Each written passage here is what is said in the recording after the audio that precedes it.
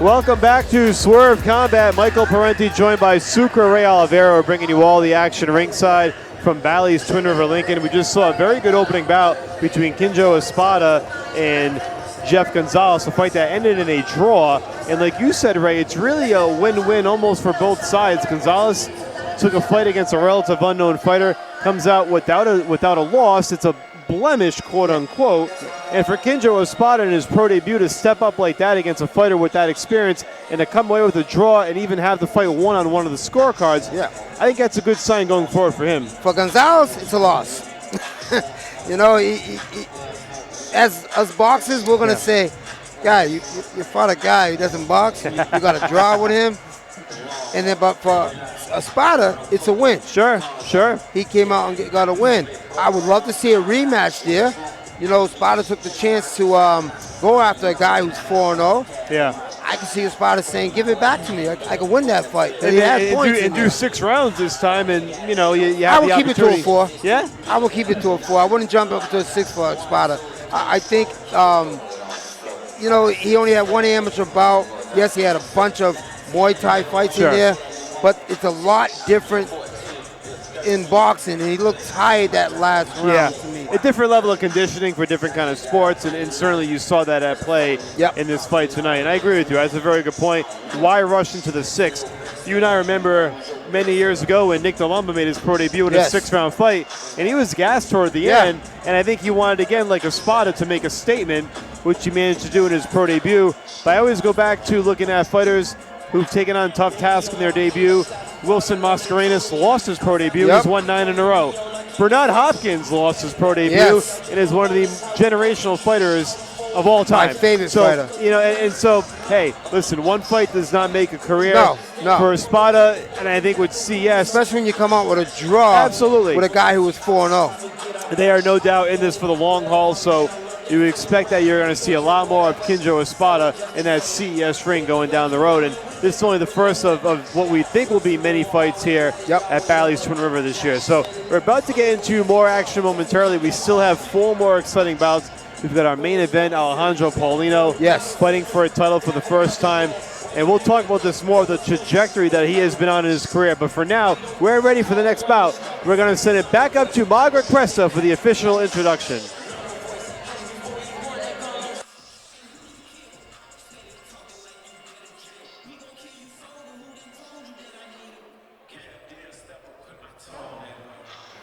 This next fight in the entire CES homecoming night is in tribute in memory of John Renaud. Introducing first into the ring, Josniel T.G. Castro. Josniel Castro making his way to Twin River for the first time in his career, fighting out of Boca Raton by way of Puerto Rico. Managed and trained by Chuck Scherns, who has promoted and run many events in Massachusetts. Chuck Scherns really took Castro under his wing at a young age. Castro grew up in a foster home system for most of his life, and Chuck Scherns has really been a father to him. And now you look at Castro's record, 11-1, 8 wins by knockout. Castro only had 2 fights in the first 2 years of his career, and then since 2021 has managed to take off and have 10 fights during that stretch, so he's stayed very busy. The last time you and I saw him was at Mohegan Sun, took a knockout loss to Mitchell Luis Charles, which at the time was considered a big upset. Castro since then has gone back on the horse with 2 victories against journeyman-type opponents to kind of get his feet wet again. But this is another crossroads fight for him against a very tough Jalen Renaud, who comes in at 9-0. And I think for Chuck Scherns, who has spent his entire career almost with him, and you see Kendrick Ball Sr. as well from Worcester, Kendrick Ball being the one that introduced Castro to Chuck Scherns. They want to see where he's at this point. And this could be the fight that possibly is a make-or-break opportunity at 26 years of age for Castro. Introducing next into the ring, Jalen Renaud. Ray, you and I have also seen a lot of Jalen Renaud through the years. First fight without his father in his corner, who passed away tragically in September of 2022. Coming in with a new perspective. It's been almost 2 years since he's fought. It's a very tough fight for a 2-year layoff. I think it's a crazy fight for Jalen Renaud. You know, loves his father. May he rest in peace. I know he's dedicating this fight to his father. I watch him a lot on Facebook, where I'm going to say, and everyone knows I'm blunt, where his mouth. Yeah. You know, I love the talk. I'm going to fight this, I'm going to fight that. I hope he backs it up today. Yes. Because I honestly believe taking a fight with Castro like this, Castro, you know, yes, Renaud's much bigger, 6'1". Yep. But at this weight, he's usually a 47-pounder, Renaud. He's coming at 54. Castro's Be very back interesting to is so see, long. Ray, if you're right, fighting at a bigger weight, will it make a difference? We're about to find out. Let's set it up to Margaret Cresta for the official introduction.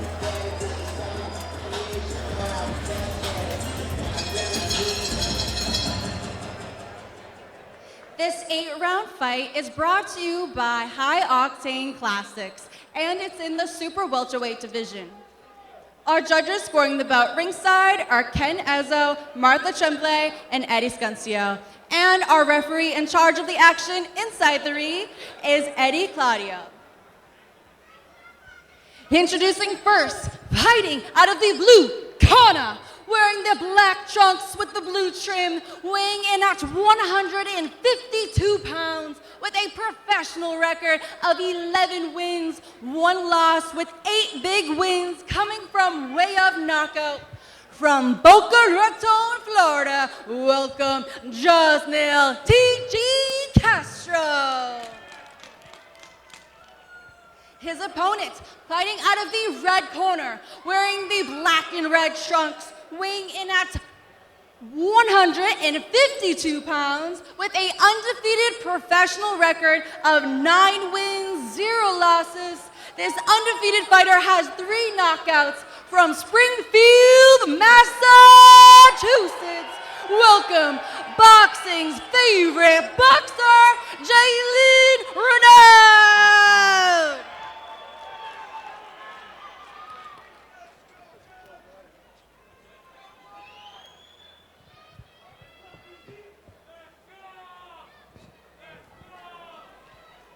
Okay, guys, I gave you instructions in the dressing room. I'm gonna let you work all this over here, okay? It's legal. Give me a good, clean fight, okay? Touch him up. Just about to get underway. This bout is scheduled for 8 rounds. And Ray, I want to bring up something you mentioned. It's a very good point about Jalen Renaud, who has been very active on social media, calling out a lot of these New England fighters. And we love to see it. Of course, like you said, you want to see it backed up in the ring. Renaud was supposed to fight Casey Streeter back in, I think, 2023 in the summer. That fight ended up getting scrapped due to injury, so that layoff extended. But again, you're right. He has called out almost anybody in his weight class in this area and wants to conquer New England before prohibitively stepping up to the next level. We'll see if that starts here tonight. And that's what you want these fighters to do, you know? I want to beat my own backyard before I call anybody out. And I love that he's been calling out these fighters. But like I've been telling everybody, if you're going to call, you know, everyone says, well, I'm not fighting because this guy won't fight me. There's plenty of other fighters out Absolutely. there. So why haven't you fought? I think this round here, both fighters are going to try to make their point right away. They don't like each other.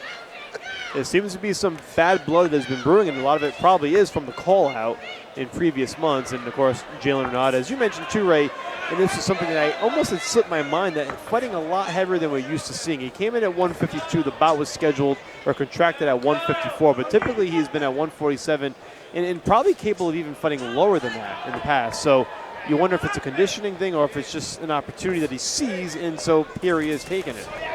I hope he is, you know, ready for this fight here. Castro, you know, been coming over, catching him already 2 times I saw with an overhand right. Renaud, you know, he's got a good jab, but he's keeping it out there. And Castro just coming right over the top of it. And it's such a big fight for both fighters for different reasons. Jalen Renaud fighting in memory of his late father, John Renaud, who brought him up from the start, introduced him to boxing. A big figurehead in his corner for so many years. And it's a tough loss, no question about that. Definitely. You know, that's the big thing in the corner, too. You know, hearing a different voice. You always, when you're in doubt, you got your father there, the guy who brought you to be there. For him not to be there, you know, hopefully, you know, he pulls it out and wins for him. And, of course, as we mentioned, Castro, the last time, and which was also the first time he had fought for CES, took a tough loss against Mr. Luis Charles, got knocked out of Mohegan Sun. That was the first loss of his career. He's responded since then with 2 wins and trying to get back again in the win column and make it 3 in a row. And another very tough fight and then another step up, measuring stick type fight really for both guys. One of the familiar faces you will see in Renaud's corner is Hector Rosario, who they brought in really when Renaud was younger, so he's been with him for quite some time. So there is at least one very familiar voice there. Yes, and a lot of people don't notice. Hector Rosario beat me in the amateurs. No kidding. He's the first guy to honestly not just beat me, stopped me. Wow. My first and only stop. Nice right hand there by Castro. Learn something new every night here, Ray, I gotta say. This one's scheduled for 8. In the super welterweight division, Jalen Renaud and the, well, both fighters really in the black and red trunks. We'll say Castro's got the fur lined trunks. Final seconds here. Good opening round, too, for both fighters, but Castro looking sharp, Ray. I just see a much more confident fighter than I saw in that fight a couple of years ago. It looks like a different fighter to me. Both fights, both fighters, I thought would come out throwing punches, but both fighters this first round was patient, calm, seeing what the other one got. I gave that round there to Renaud, but very close. It could have went to either way. I gave it to Renaud because he stood him out on the outside with that jab as Castro was trying to get his way in. He caught him a couple times to the overhand right at first, but as the round was going on, Renaud picked it up with that jab and kept him outside. Well, that's what's interesting. You and I felt the same way about the opening fight. There were some close rounds there that we weren't sure which way they would go, and clearly the judges had that same conflict. When you have a 39-37 in one direction and then a 39-37 in the opposite direction, it's not a case of necessarily seeing an entirely different fight, but just seeing it from a different perspective. Exactly. And so that's what you got to really consider with judges in determining how a fight may go. And it's impossible to know as a fighter. You just have to go in there basically and execute your game plan. Round 2 underway. Once again, Michael Parenti and Ray Oliveira joining you ringside on Swerve Combat, CES Boxing Homecoming. An appropriate title here. The first time we've been back here at Bally's for pro boxing since November of 2022, so it's been a long time coming. I love the fights here. It's not a bad seat. No. Every seat around here is beautiful. You can sit in the front, you can sit in the back, and it seems like you're in front. It's a great atmosphere. This place, when it opened in 2008, boxing was immediately a staple. Peter Manfredo Jr., Jason Big Six Estrada, Matt Godfrey, so many legends in New England have fought in this ring. Gary Boletto fought in this ring. Yes. I mean, yes. You think back how far back it goes, and the history and the lineage here is incredible. And perhaps tonight you see some of the great stars of the present and perhaps the future of this sport as well in this ring. Well, I'd say both fighters are still filling out each other. Renaud so beautifully putting that jab out, and every time Castro comes in with that right hand, he steps back and comes back with his own right hand. And then sometimes Castro is working his jab in and comes with either that overhand right and left hook. Nice right hand there. Yep, there it is. He gets close to that jab and he pops that right hand right over the top.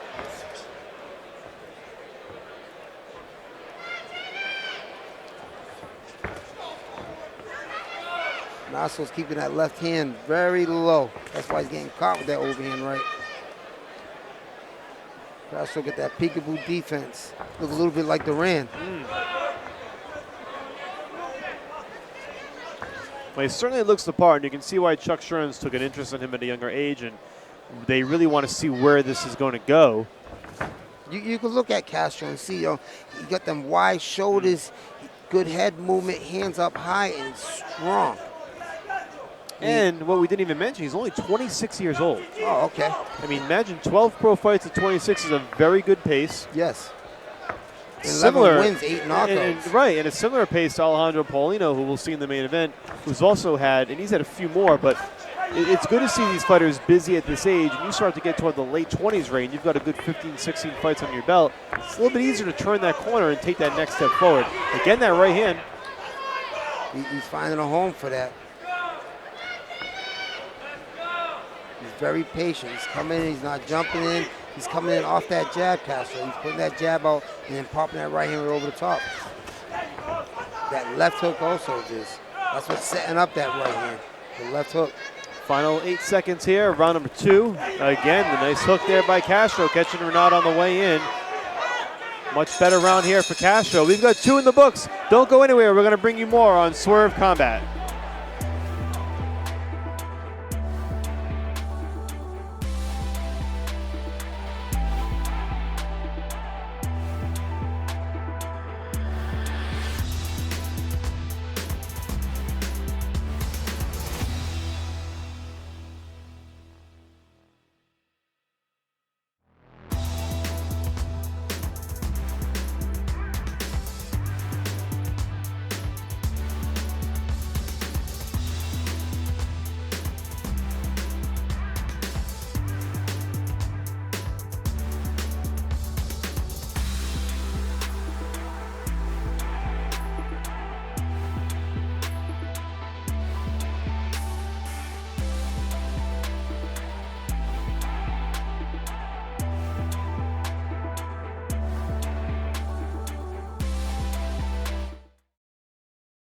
To Bally's Twin River Lincoln, Michael Parenti and Sucre Ray Oliveira bringing you all the action here on Swerve Combat. You're watching the second of 5 bouts tonight. Jalen Renaud taking on Josniel Castro in the 8-round bout. This is round number 3, the second bout of the evening. So far, so good, Ray. Very evenly matched bout. Definitely is. You know, Castro seemed like he came out a little bit more emphasis this round. I think he's picked up on Renaud's pace. Renaud is, you know, he wants to come forward. He should be the boxer. Castro wants that to happen. He wants him to stand there and fight him. And that's what you want to see, Ray, right, from a fighter. If you're in Castro's corner, you want to see him have that ability to pick up on a tendency maybe or something that Renaud is doing that if it's repetitive, you can attack it. Exactly. You know, I tell my fighters all the time, you know, my amateur boxers, let me be the GPS, you drive. Nice. You ain't going to get to your spot unless you listen to the GPS. And it looks like Castro is listening to the GPS, which is his corner. You know, he's patient. He's walking him down, not just with his head. He's walking him down with that punch. He's coming off. That left hook and jab is setting up everything. Well, you're right, Ray. He's been very patient. Good counterpuncher, Castro is. I think Renaud, well, there's a nice right hand again. He's definitely finding a home for that overhand right. I think Renaud wants to be the aggressor, but it's harder to do that when you're facing a very good counterpuncher in Castro. Renaud shouldn't be the aggressor. I mean, he has 11 wins. I mean, I'm sorry, 9 wins, but three knockouts. And, you know, everybody's knockouts come in early careers. When they think they're going to knock out everyone. That's the new thing now. Everybody wants to be an MMA fighter and go for that big bang. Sure. It's boxing. There is that pressure, right, to close the show out when you're at home or a big fight in front of your home crowd to send everybody home happy. But you're right, Ray. You just got to get the victory. The knockouts, you and I talk about this all the time. It's about setting up the knockout, building toward it. And you wonder if that's a problem where the sport is being taught at a lower level. I believe, you know, my opinion, I think it is being taught at a lower level. I train a bunch of amateurs, and I had a question everybody on Facebook. Do you train a pro or amateur differently? And some people said, yes, you do. I'm like, how? You know, we got to teach the basics to these amateurs. We got to put the punches down the pipe. These combinations, landing combinations, don't come out and just throw bombs. You're not going to knock out everybody with headgear in the big amateur gloves. A lot easier said than done. Renaud and Castro again. Final 10 seconds here of round number 3.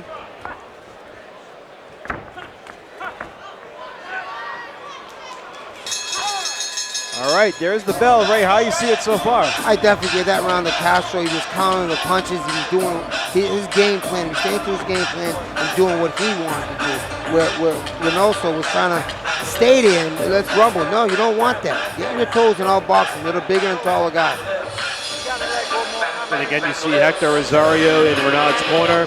Been there for a long time and has been one of those voices that Renaud has been able to lean on through the years. Of course, his father no longer with us, and so that obviously has an impact. And you see Kenrick Ball Sr., in addition to Chuck Stearns in the corner of Josniel Castro. Kenrick Ball has trained his own son, Kenrick Ball Jr., for many pro fights here at Bally's, and he was the one that brought Castro to Chuck Stearns, and Chuck took an immediate liking to him, and here we are now at 11-1 with 8 knockouts. And again, we just keep harping on the fact that this is a very big crossroads fight for both guys. Castro wants to keep that win streak going and fully get that loss kind of out of the back of his mind, which in most fighters probably after winning 2 would forget about it, but it's always kind of lingering there, and the further you can get away from that, the better. Yeah, I think this fight here is going to be a range of condition. I haven't seen either fighter go 8 rounds yet, so it's going to be a thing to condition. Who's going to be more conditioned to throw their punches and do what they want to do. As Ray mentioned, this one is scheduled for 8, so we're at the halfway point, at least at the end of this round if we get there. And Castro, and both Renaud have only gone 6. They've only been scheduled for 6, so it is new territory if we get to that point. And I'm always fascinated by the level of conditioning. We know guys go in there and spar 10, 12 rounds and certainly prep for this, but of course it's different when the bell rings and the fighter is really out there trying to get at you. I had a friend who said, he's going to his first 10 rounds. He sparred like 20 rounds in the gym. I see you do 10. I said, it's a lot different doing 10 in front of a crowd. That's another point too. After the fight, he told me, I was dead at the 4th round. The left hook there by Renaud.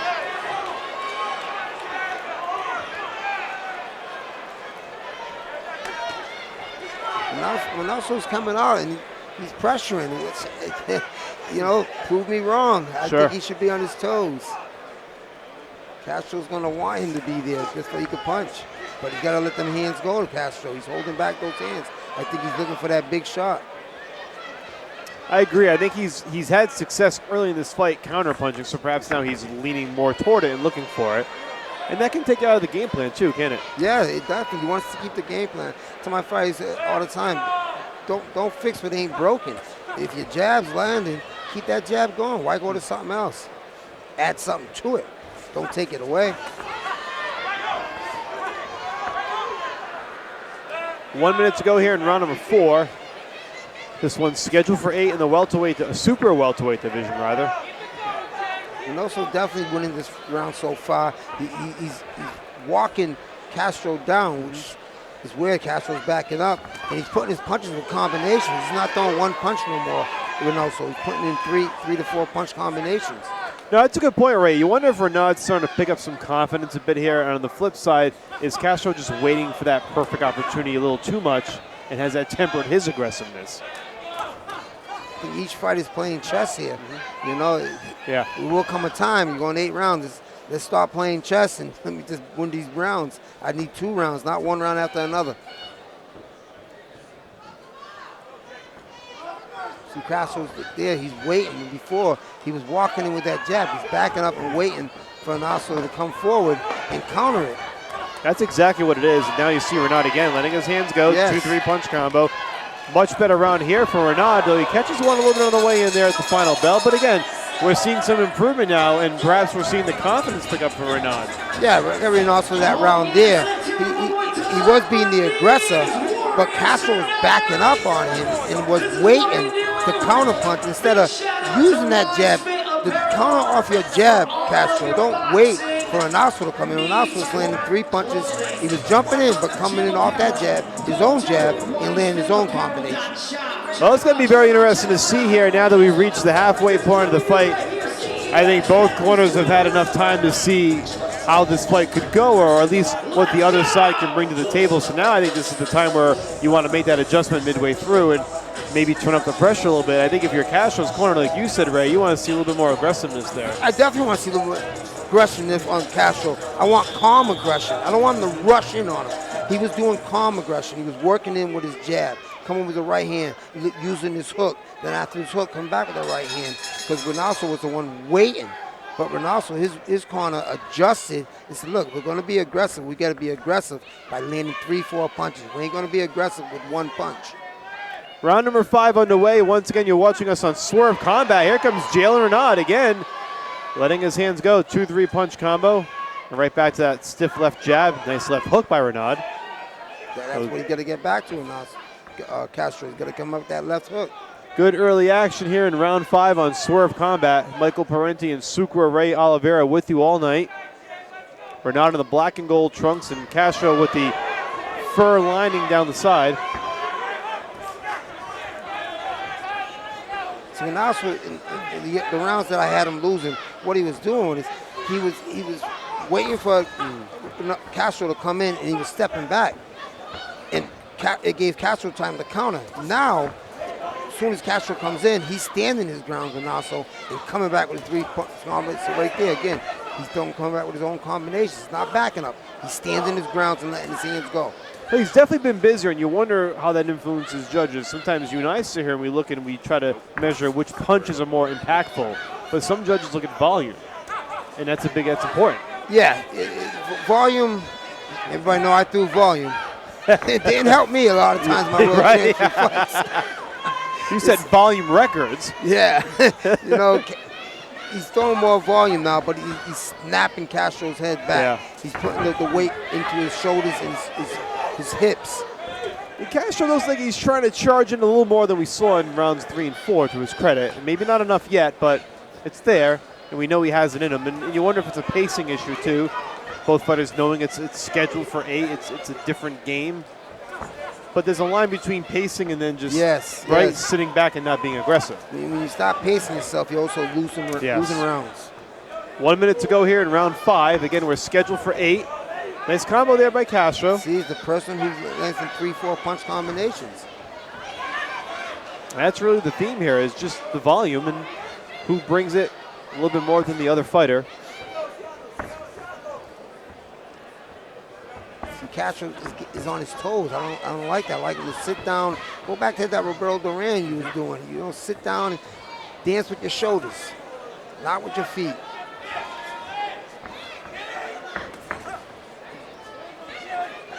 Renaud's putting that strong jab. He's standing his ground and he's backing him up with that strong jab.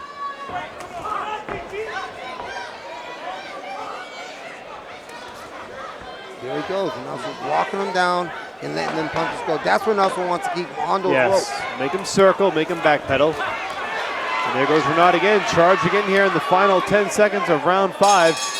Good action so far. It's been a very close fight. Looking forward to seeing how the rest of this plays out. We're going to toss it to break. Stay with us on Swerve Combat.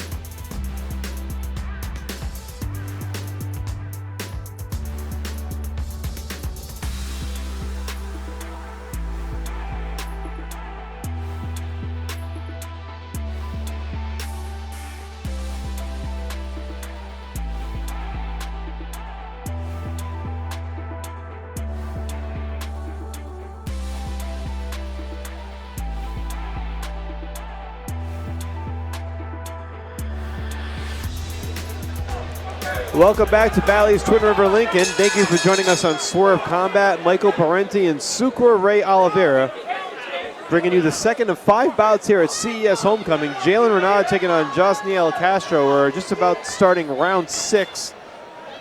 Very close fight, Ray. Definitely is a close fight. That last round there, I gave that to Jalen. I thought his game plan was, in his corner switched it up, was to sit there and just throw off combinations. Seems like, and again, it's a seems like thing, that the middle rounds have been better for Renaud. I thought Castro got off to a better start, and I feel like Renaud has made better adjustments. Is that accurate? Yeah, definitely. Renaud is making adjustments. His corner has made adjustments. He's winning the better rounds. And also, he fooled me. Jalen Renaud looks like he's in shape. Yeah. We weren't sure because of the weight. Renaud, I know in the past, had been a stickler about fighting at 147 and not wanting to fight heavier, running the risk of these 154s blowing up to 165 the next night, where he's still at 148, 149. You can understand that. But here he is at 54. Both guys came in at 52, so I think the concern or the lack thereof was that Castro was going to blow up and be a glorified middleweight on fight night, which isn't the case. And Renaud's held his own here as we get halfway through round 6. He's looked very good in these middle rounds. Usually you see him also on his toes in boxing. He came out here sitting down. Yeah. Sitting down and walking down his own opponent. That's a little short left there by Castro. But you want to see more of it, and you want to see him follow up with 2 or 3 more. I don't like seeing Castro on his toes. When he's on his toes, he's vulnerable for an also who's just walking him right down.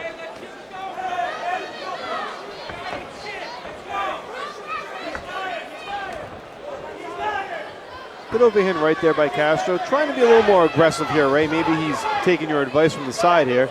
Well, it's weird. It's like the person who jumps on his toes is the one that gets hit. The one who walks them down and sits on his base and comes forward is the one who's laying the combinations. Just under a minute to go in round 6. Renaud and Castro putting on a pretty good show here in the second bout. I keep calling Renaud. It's Renaud.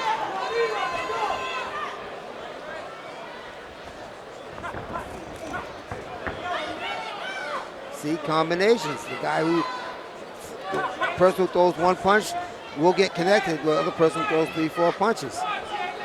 You know, it seems like such a simple thing, but of course much different when the bell rings and remembering the game plan, but also being able to execute it.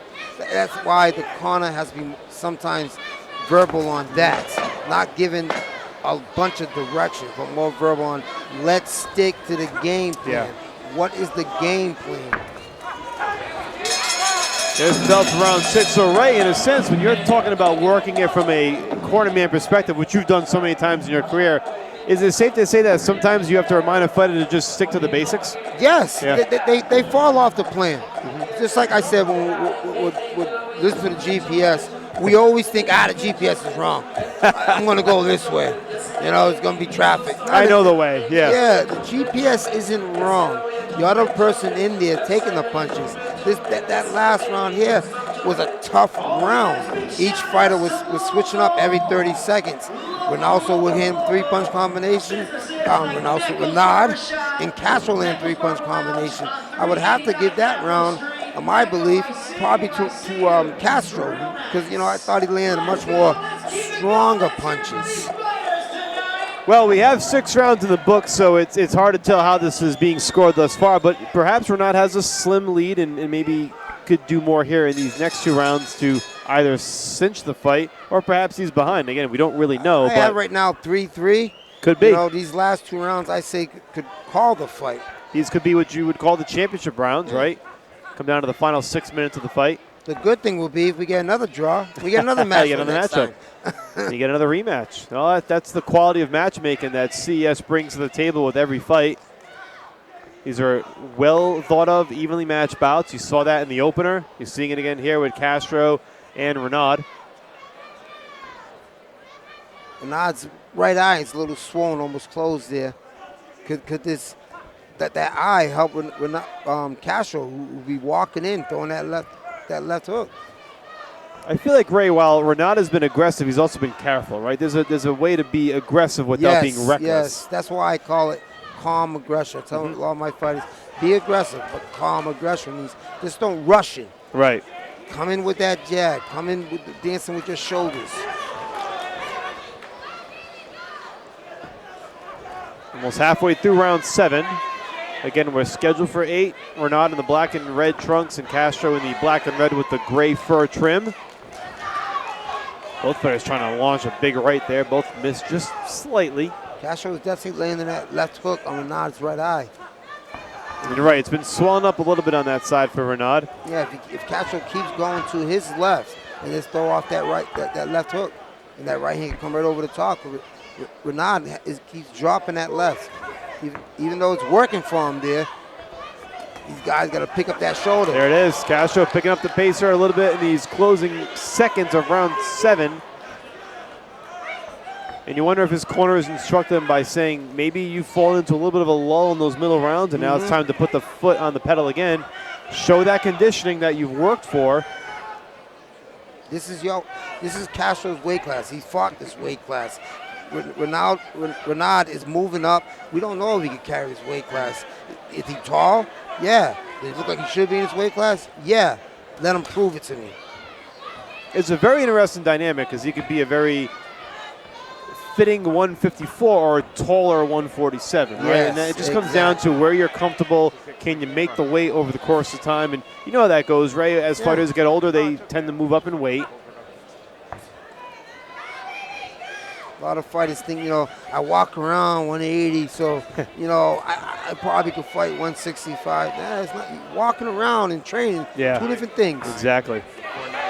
Final 15 seconds here of round 7. Jalen Renaud and Josniel Castro. A very good chess match bout. And a very close one. And again, Ray, another very close round here. How do you see this one? I saw this round here for Castro. He did what he wanted to do. With surprise again, he was on his toes, but he was popping in and sitting on his punch. Yes, he was on his toes, but every time he came in and sat down, he was throwing 3-punch combinations. And Renaud, I think that, that right eye being closed is causing a problem for him to see now. And that is one of those factors that a lot of people don't consider when thinking about a fight as it progresses. It may not look bad, it may not be bloody or bleeding, but if that eye is closed, your line of sight is off, it can change the entire outcome of the fight, and certainly can change your approach. Right, and you feel it. Definitely feel that eye swollen. You know, every time it gets hit, it's not hurting because your adrenaline's going, but you can feel it closing up on you. Here we go, 8th and final round of this super welterweight battle between Josniel Castro and Jalen Renaud. A very entertaining fight. Both sides, I would say, have had their moments in this bout. This fight definitely been a chess match. Yes. One of the best chess matches I've seen so far today. You know, but let's see if Renaud could work his combinations coming in, sit his ground. And if Castro, you know, either or, he won the last round doing something I didn't think he should do. He shut my mouth. You know, and sometimes, Ray, the approach in that final round can tell you where a fighter thinks he is in the fight. They come out super aggressive, perhaps they feel they're behind, and maybe not. You know, if a fighter feels he hasn't won, which is always dangerous, it can certainly change the perspective. But both fighters look very aggressive here at the beginning of this 8th round, and perhaps an opportunity to, if you steal this last one, if this fight is close enough, this could be the deciding factor for all we know. Renaud is staying tall. I think what Castro is doing is he's starting at the body and then ending the combination back up top. It's right there. He gave him the feint like he was going to his body and threw that left over his right hand.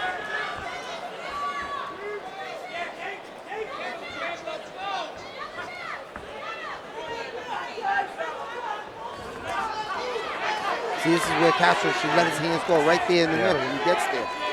Instead, you have Renaud with a little 3-punch combo, landed one good right hand during that small flurry. Back with the jab now. And you could change that all. That 3 jab looked good for Renaud, but Castro could change that with one big left hook. Because, you know, landed 3 jabs, but that left hook or that big right hand, it looks like, you know, your head got snapped back.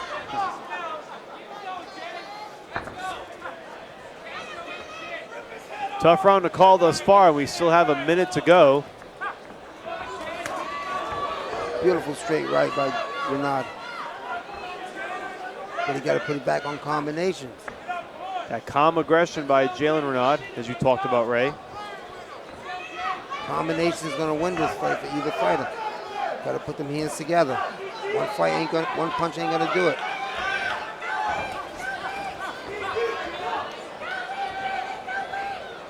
Jalen Renaud in his quest to clean up his own backyard, trying to get the first one under his belt against Josniel Castro, who, despite born and raised and living in Boca Raton, Florida, is more or less a New England fighter. He's fought the bulk of his career up north. He's from New England, no matter where he can. That's right. He can move to the Mars. He's from New England. He's a New England fighter. Final 20 seconds of this fight. See if either guy's got one last flurry in him before the bell rings. Castro definitely did what he wanted this round. He was throwing in combinations, making a miss, starting from the body, come back to the top, and come off that left hook. That right hand found it home all day in this round here. And there's the final bell. Very interesting last 2 rounds. Castro's corner feeling good. Renaud's corner also feeling good. And you got to wonder how this one's going to go. And what you really want to see is each round by round score to see where the fight was in round 5, round 6, round 7. And that gives you a good idea of how that fight is won for either side. Who knows? We could have another draw at the end of the day. But a very close fight nonetheless. Very interesting to see how these judges had it. We saw different perspectives in our first bout of the evening that ended in a draw, with each fighter getting the victory on one of the scorecards before the third judge had it even. So always interesting to see the different perspectives and how these fighters have had it scored. But a very good, entertaining fight, Ray, for both sides. It definitely was. I had it even for the first 6 rounds, 3-3. Then after that, I saw that Castro took over in the last 2 rounds. He was in better shape. Not saying Renaud wasn't in shape, but this Castro was in better shape. That closing right eye, I think, changed the whole thing. Where Renaud felt more comfortable. Castro felt more comfortable leading that left hook and that right hand over the top. Well, it's worth mentioning, too, that Castro's been the more active of the 2. Renaud has had 2 years off, and certainly that's a factor. No matter how many rounds you spar, to get in there for the first time in more than 2 years, it's a tall order to fight 8 rounds and to fight him against a very well-established fighter like Castro. so perhaps that was a factor. And now we'll see on the scorecards if Castro finding his second win down the stretch is enough to actually win the fight. It's going to be very interesting to see the decision and very interesting to see where each fighter goes from here. This definitely has rematch potential. Yeah, and you can see by the end of the fight, you know, you tell the fighter, act like you won. Act like you won. Is it going to change anything on the scorecards? No. But what it does is, what we see it as a close fight. The crowd sees a close fight. When you act like you won and say you didn't win, now the crowd tells you, yo, you won that fight. You think you won. And the next time you go out there, even better. Let's find out who actually won this fight. We're going to send it up to our ring announcer, Margaret Cressa, for the decision.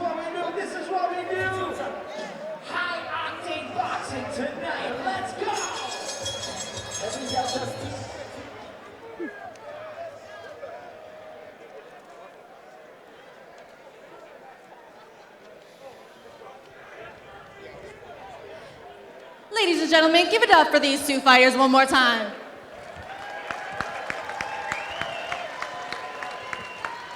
After 8 tough rounds of boxing, we go to the judges' scorecards. Judge Ken Ezzo scores the bout 77-75. Judge Eddie Scancio scores the bout 79-73. And Judge Martha Tremblay scores the bout 78-74. All for your winner by unanimous decision, Josniel T.G. Castro! There it is. Castro gets the win by unanimous decision. Ray, you said it. You had it. 5 rounds to 3. One of the cards, I believe, reflected that score. We had a little bit of discrepancy, but at the end of the day, it appeared that Castro, in the end, did a little bit more, and that's what got him the win tonight. Yeah, it definitely got him the win. You know, each fighter looked beautiful today. Castro coming as win is a big win for him. He beat an undefeated fighter, no matter if he was out 2 years or not. He beat an undefeated fighter. And that's what Castro going to take this back home. Now, this is my weight class here. Where Renaud, I believe he should go back down to 47. Yeah. No playing the 54s. You know, I think he died down the last 2 rounds. That could be that extra weight that he held on. So why not get down to 47, be much stronger and faster there? Big win for Josniel Castro, who improves to 12-1. We've got more on deck, including our New England Lightweight Championship bout. Don't go anywhere. Stay tuned for more on Swerve Combat.